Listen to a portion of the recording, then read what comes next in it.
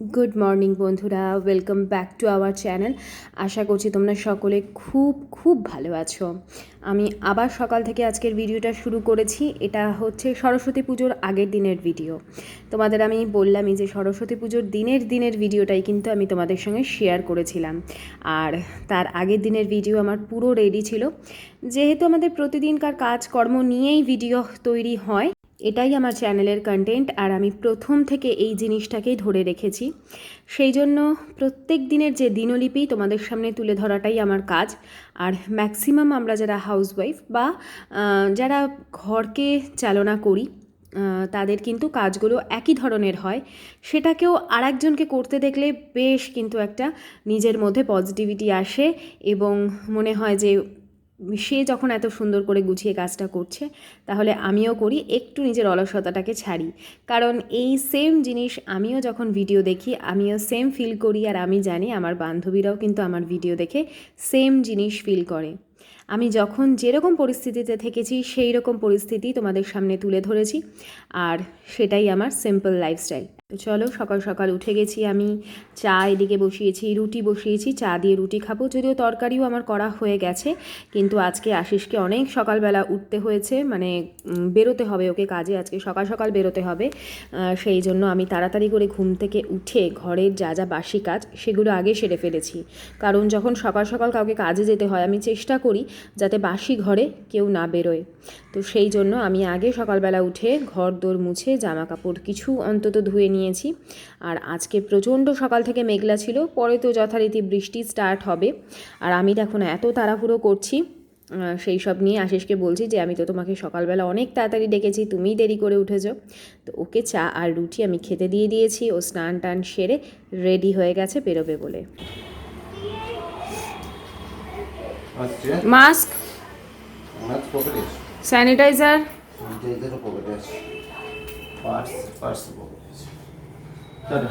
দুগ্গা দুগ্গা দেখি,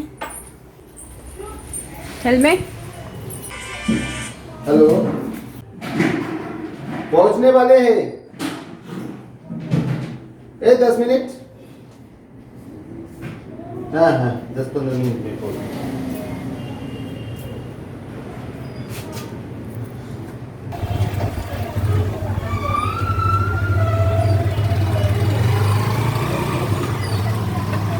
তো দেখলেই যখনও বেরোচ্ছিল তখনও কিন্তু রাস্তাঘাট একদম পরিষ্কার। হ্যাঁ, মেঘ করেছিল, তখনও বৃষ্টি আসেনি। আর আমি ওকে বেরোনোর আগে সব সময় স্যানিটাইজার, মাস্ক এগুলো ওকে আমি নিজে থেকে গুছিয়েই রেখে দিই ওর জামা কাপড়ের কাছেই। তাও একবার মনে করিয়ে দিই, অনেক সময় আমিও ভুলে যেতে পারি, বা পার্সটা ঠিক মতন নিয়েছে কি না সেগুলোও ওকে মনে করিয়ে দিই। এইগুলো হচ্ছে ছোট ছোট জিনিসের মধ্যে দিয়ে তোমাদেরকে আমি সাংসারিক কিছু টিপস, যারা নতুন সংসার করছে তাদের জন্যই অবশ্যই, সেই উদ্দেশ্য নিয়েই কিন্তু আমার এই চ্যানেল তৈরি হয়েছিল, যা আমি প্রথম থেকে তোমাদেরকে বলে এসেছি। কারণ অনেকেই হয়তো মানে কমেন্ট করে, যেমন আমি খুব ছোট ছোট জিনিসে যখন কিছু টিপস দিই, অনেকেই বলে এসে নেগেটিভ কিছু কমেন্ট করে যায়, যেগুলো বলতে গেলে মানে এখন অনেক বড় কাহিনী হয়ে যাবে। তাই আমি সবসময় মেনশন করি যে আমি কাদের জন্য এই কথাগুলো বলি। তো শুধুমাত্র তারাই গ্রহণ করবেন যাদের প্রয়োজন হবে। তো যাই হোক, এখন দেখো আমি তো সবজি কাটতে বসেছি। আজকে বাঁধাকপি করব মাছের মাথা দিয়ে। যদিও আমি কোনো রেসিপি কিন্তু এখন শেয়ার করছি না, কারণ বাঁধাকপি মাছের মাথা দিয়ে এই রেসিপি আমি অলরেডি শেয়ার করেছি। আর আমি কিন্তু তোমাদের দেখিয়েছি যে বাঁধাকপি যদি চপারে কাটো, যে চপার আমার পেঁয়াজ কাটার যে চপার আছে সেটা দিয়েও কিন্তু খুব সুন্দর কাটা যায়। তবে আজকে আমার একটু বড় বড় রাখবো, সেই জন্য চপারে কাটলে একটু বেশি মিহি হয়ে যায়, তাই জন্য আজকে আমি বটিতে কেটে নিলাম। এখন অনেকক্ষণ পর আবার ক্যামেরাটা অন করলাম, তার কারণ দেখলেই তোমরা, আমরা খাওয়া দাওয়া করে মানে আমি ব্রেকফাস্ট বানিয়ে তারপরে আশিস খেয়ে দিয়ে বেরোলো। আর বাইরের অবস্থাটা শুধু দেখো, দেখো বাইরের অবস্থা কি কন্ডিশন। আর এই যে আমার ফুলগুলো, এই যে ফুলগুলো ফুটেছে সুন্দর সকালবেলা। রাতের দিকে একটু হয়ে যায়, আবার সকালবেলা ফোটে। আর বৃষ্টিতে দেখো না পাতাগুলো যেন একদম স্নান করে, ভাল লাগছে না?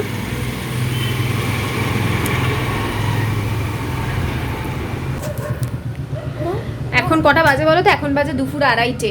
রান্না আমার মোটামুটি কমপ্লিট, মোটামুটি কেন কমপ্লিট হয়ে গেছে। আজকে ডাল, মুসুর ডাল, বাঁধাকপির তরকারি। চলো বাঁধাকপির তরকারিটা জাস্ট কিছুক্ষণ আগে হয়েছে, তোমাদের একটু দেখিয়ে দিই।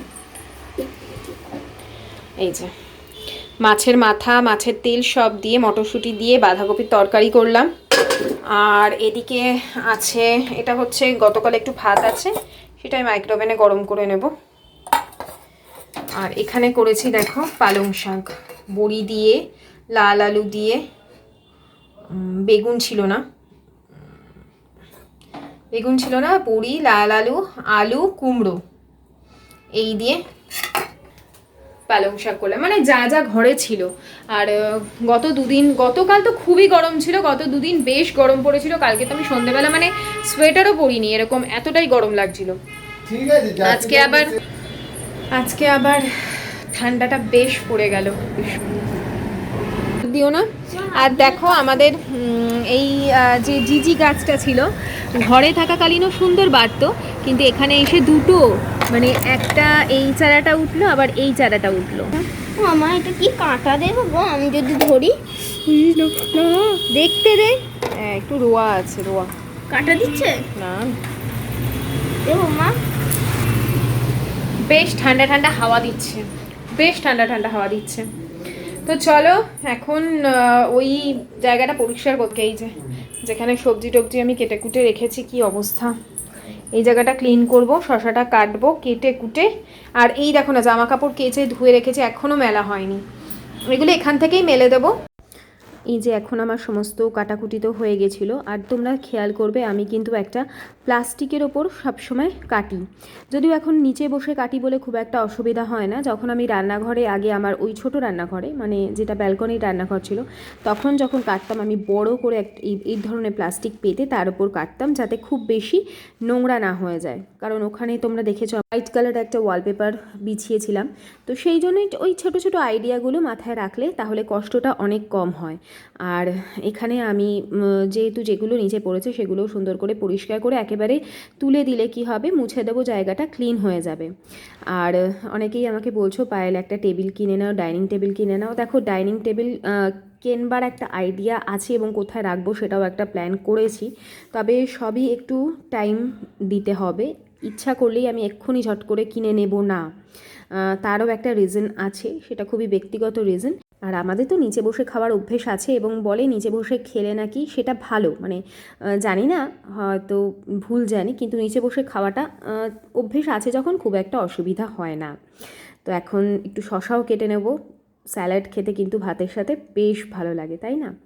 আর ওই যে দেখালাম তোমাদের জামা কাপড়গুলো মেলা হয়নি, সেগুলো ছাদে এসেই মেলছি, আমাদের শেডের নিচে দড়ি আছে সেখানেই মেলে দিচ্ছি, তাহলে হাওয়ায় হাওয়ায় শুকিয়ে যাবে। আর ব্যালকনিতে মেললে সেই ঝাঁট আসবে এবং আরোই শুকাবে না, আরও দেরি হয়ে যাবে, সেই জন্য একেবারে আমি ছাদে নিয়ে এলাম।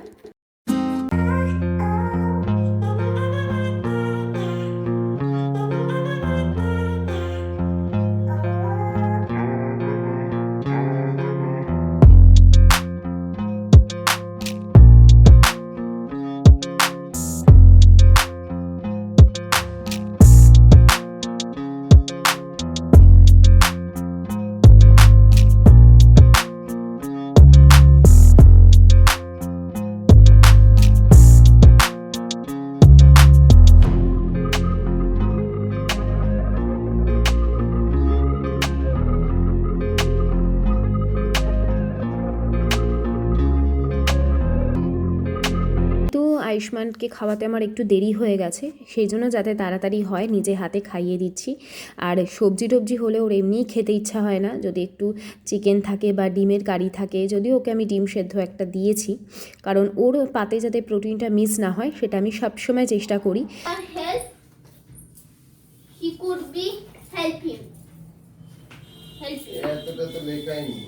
আমি তো পুরো ইয়েটাই বলে দিলাম। তুই গল্প কোয়েশ্চেনের আনসারটা বা বইয়েরটা পুরো ঝরঝর করে বলে দিলে হবে। On his festival of Raksha Bandhan, On their brother wrist বানাতাম celebrate.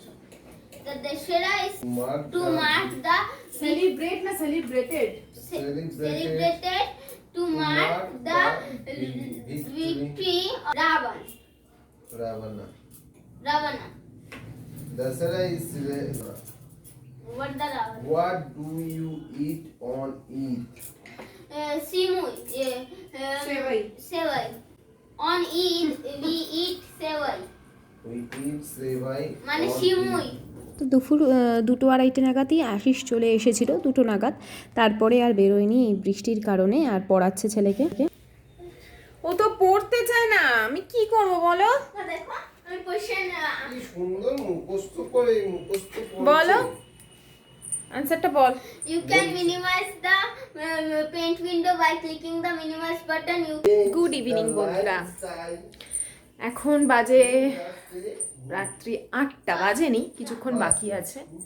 দেখতে পাচ্ছ বাইরের কন্ডিশনটা একটু তোমাদের দেখাই। do আশিস পড়াচ্ছে এখন, আয়ুষ্মানকে অনেকক্ষণ থেকেই পড়াচ্ছে।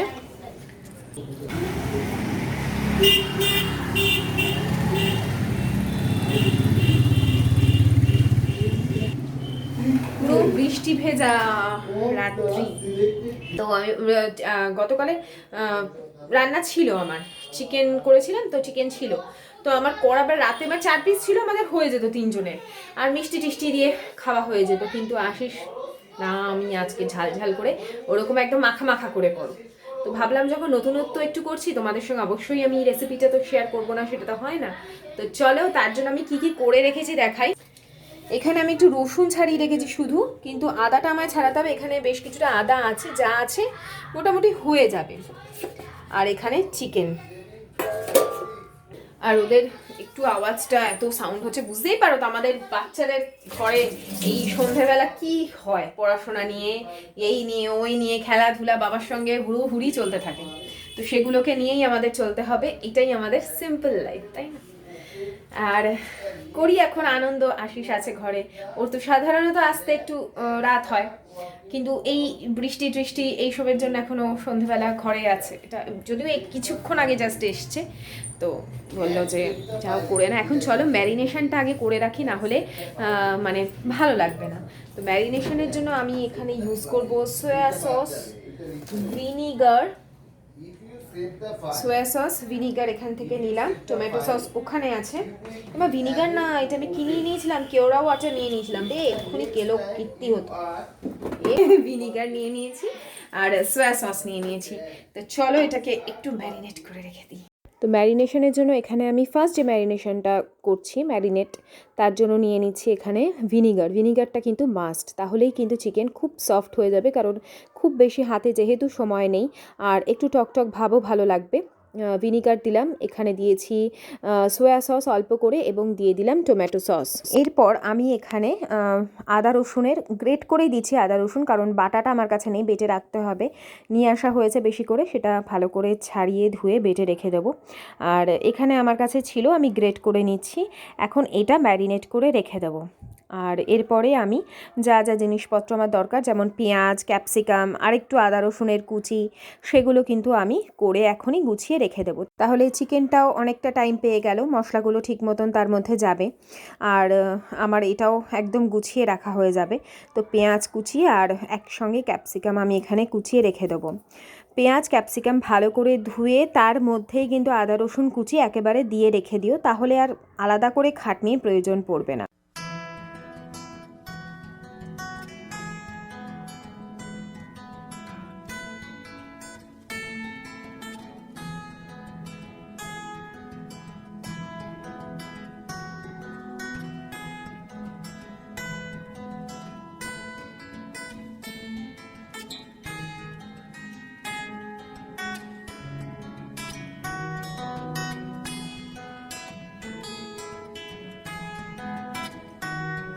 এখানে দেখো ফার্স্ট ম্যারিনেশন যেটা, সেটা তো করে রেখে দিলাম, এটা এখন বেশ কিছুক্ষণ থাক।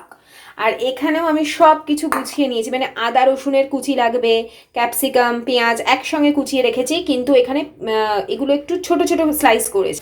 আর চিলি চিকেনে সাধারণত পেঁয়াজটা কম দিতে লাগে, খুব বেশি না দিলেও চলে গ্রেভির জন্য, কিন্তু এখানে যেহেতু আমরা মানে একদমই ওই গ্রেভি করব না, জাস্ট ফ্রাই টাইপের করব, তো যেহেতু ওই কর্নফ্লাওয়ারের যে গোলা লাস্টে দেয় সেটা দেবো না, তো সেই জন্য পেঁয়াজটা একটু বেশি দিতে হবে, নাহলে তো মানে খাবে আর শেষ হয়ে যাবে, ওই জন্য পেঁয়াজটা একটু বেশি দিয়েছি। ঠিক আছে, এটাই হচ্ছে এটার কারণ। আর একটু স্পাইসি করতে হবে, মানে ঝাল ঝাল লঙ্কা টঙ্কা দিয়ে, মরিচ তোমরা ওই চিলি ফ্লেক্স দেবে, আমার কাছে চিলি ফ্লেক্স নেই, তো আমি গোলমরিচের গুঁড়ো দেবো আর গুঁড়ো লঙ্কা দেবো আর কাঁচা লঙ্কা দেবো। তো এই হচ্ছে এটা স্টার্টার হিসেবে ভীষণ ভালো লাগে, কিন্তু আমাদের তো স্টার্টার না, এটা রাত্রে আমরা রুটি দিয়েই খাবো। ঠিক আছে, তো আমার আটাটা মাখা আছে, সকালে যখন আমি আটা মাখি তখনই একেবারে রুটির জন্য মেখে রেখে দিই রাতের, বা রাতে যদি আটা মাখি সকালের জন্য রেখে দিই। তো এইভাবেই আমি কাজটাকে গুছিয়ে নিই। আর ওরা পড়ছে, আমি একটু চুপ করো, আমি কথাটা বলে নিই। তো ঠিক আছে, চলো কাজগুলো দেখতে থাকো। আমি নিজেও খুব শর্টকাটে অথচ টেস্টি খাবার বানাতে পছন্দ করি, যাতে শুধুমাত্র কিচেনেই অর্ধেক সময়টা আমার কেটে না যায়। যত দ্রুত সম্ভব আমি যে কোনো স্পেশাল রান্নাই বলো, যত দ্রুত সম্ভব আমি কমপ্লিট করবার চেষ্টা করি। আর চেষ্টা করি অবশ্যই লেস অয়েল, লেস ঝাল মশলা এই সমস্ত দিয়ে রান্না করতে, কারণ আমাদের দেখেই থাকবে বেশ চটপটা খাবার কিন্তু মাঝে মধ্যেই হয়, তাই চেষ্টা করি যতটা হেলদি থাকা যায়। ওই জন্যই আমি ব্রেকফাস্টে রুটি রাখি, ম্যাক্সিমাম ক্ষেত্রে পরোটা করি মাঝে মধ্যে, তবে লুচিটা খুব কম খাই। পরোটা এই কারণেই করি যেহেতু আমি খুব কম তেলে পরোটা ভাজি এবং আটার করি, তাই। আর এই সমস্ত নিয়েই আমার সাধারণ জীবনযাত্রা তোমাদের সামনে তুলে ধরি, খুব আনন্দ পাই। আর তোমরা তো ম্যাক্সিমাম আমাকে কমেন্ট করো যে পায়েল তুমি আমাদের আয়না, তোমাকে দেখলে যেন মনে হয় নিজেকে দেখছি। আর এই কমেন্ট পেয়ে আমার এত ভালো লাগে না, মনে হয় যে আমি একা নই, আমার মতন আরও সবাই আছে যারা খুব সাধারণ বাহ্যিক আড়ম্বরে গা ভাসায় না। ফ্যানটা তো অনেকক্ষণ হয়ে গেল দেখলে, করলাম, তার মাঝখানে অন্যান্য আরও কাজকর্ম করলাম। এখন এটাতে আমি একটা ডিম ইউজ করব আর কর্নফ্লাওয়ার দেবো। ঠিক আছে, ডিমটা হচ্ছে জাস্ট একটা কোটিং করবার জন্য। যদি দেখো যে বেশিক্ষণ ম্যারিনেট করতে পারোনি, তাহলে কিন্তু ডিম দেবে না, তাহলে ওই পুরো চিকেনের যে একটা আদা রসুনের যে গন্ধ, ফ্লেভার যেটা, সেটা কিন্তু চলে যায়, টেস্টি আসে না, ওই কেমন একটা ডিম ডিম গন্ধ আসে।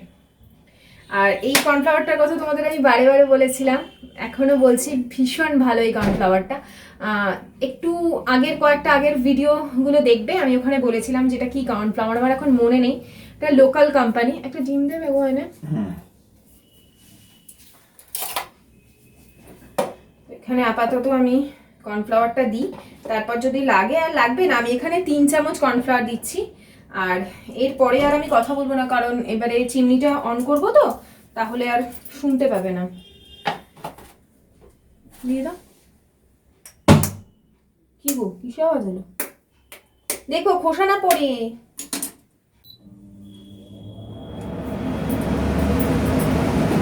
আর তোমাদের টিপস ফলো করে কড়াইটা কিন্তু ভালো করে মেজেছি, বলো তো পরিষ্কার হয়েছে কিনা।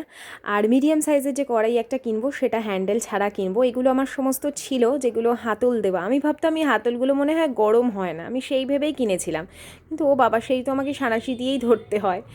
তো এখন দেখো এক একটা পকোড়া আমি ভালো করে ভেজে নেব। আর চিকেন যখন এই ধরনের চিলি চিকেন বা পকোড়া এরকম হয়, তখন আশিস কতক্ষণে আমি ভেজে দেব, আর আশিস আর ছেলে দুজনে মিলে খাবে, সেই জন্য দাঁড়িয়ে আছে। আর ভালো লাগে, গল্প করি, তার ওপর বাইরে তো বৃষ্টি হচ্ছে, এই ধরনের জিনিসগুলোকে এনজয় করতে হয়, তাই না? আর আমারও ভালো লাগে এই ধরনের খাবারগুলো বানাবো ডিনারে, আর সাথে থাকবে কোনো ভালো মুভি, বৃষ্টির ওয়েদারে সুন্দর মুভি দেখতে দেখতে, আর একটু ভালো স্পাইসি কিছু খেতে কার না ভালো লাগে, তাই না?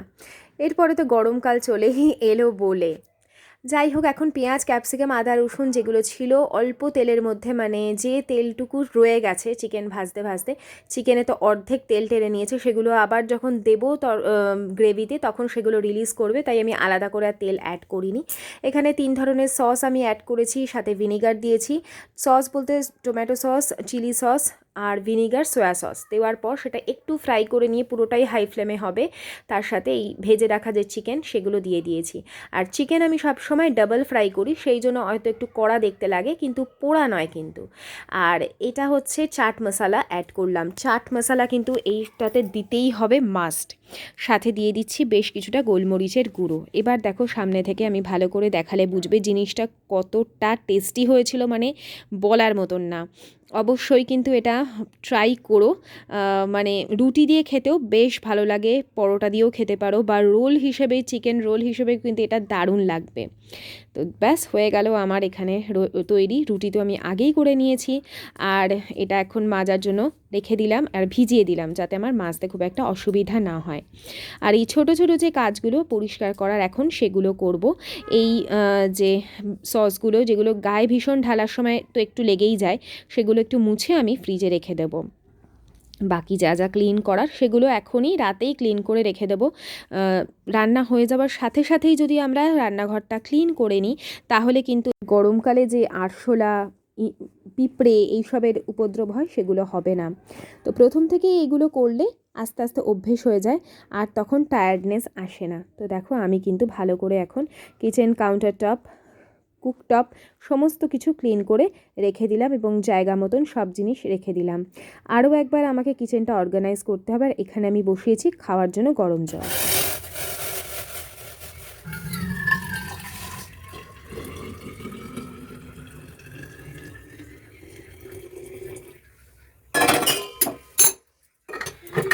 তো চলো বন্ধুরা, আজকের মতন ভিডিও কিন্তু এখানেই এন্ড করছি। তোমরা সকলে খুব ভালো থেকো, আনন্দে থেকো, সুস্থ থেকো, অলওয়েজ হাসি খুশি থেকো। আবার দেখাবে নেক্সট দিন। ততক্ষণের জন্য টাটা, গুড নাইট, সায়োনারা।